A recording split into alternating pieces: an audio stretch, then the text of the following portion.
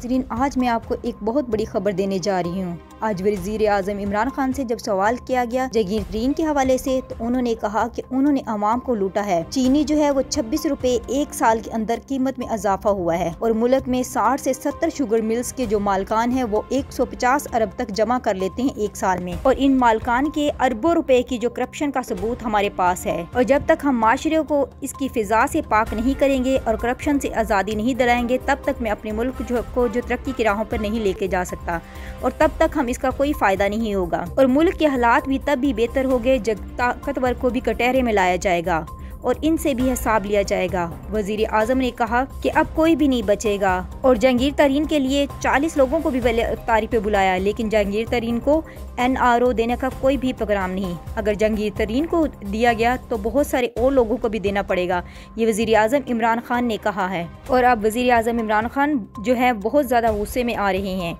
और एक उन लोगों के लिए जिन्होंने रियासत को चैलेंज किया है, और ये सब लोगों के लिए नहीं कहा जा रहा है।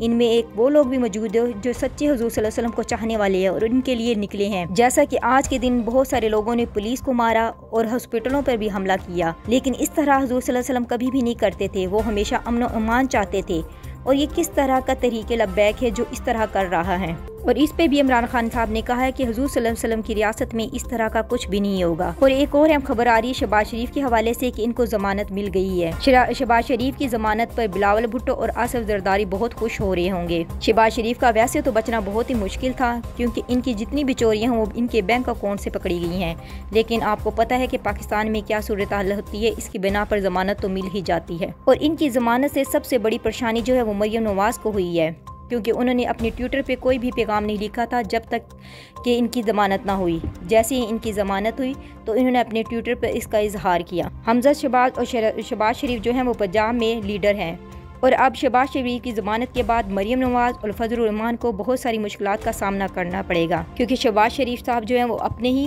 तरीके से मसलों को हल करने की कोशिश करते हैं। क्योंकि शहबाज शरीफ जो है वो इस्तीफ़ों के बहुत ज़्यादा खिलाफ है। अब मुस्लिम लीग के बहुत सारे लोग जो हैं जो इस्तीफ़ा मांग रही थी वो इस्तीफ़ा नहीं देंगे, यानी कि मरियम नवाज को अब बहुत ही कम जो है इस्तीफ़े मिलेंगे। और अब ये मरियम नवाज के लिए भी बहुत बड़ा चैलेंज है और शहबाज शरीफ के लिए भी बहुत बड़ा चैलेंज है।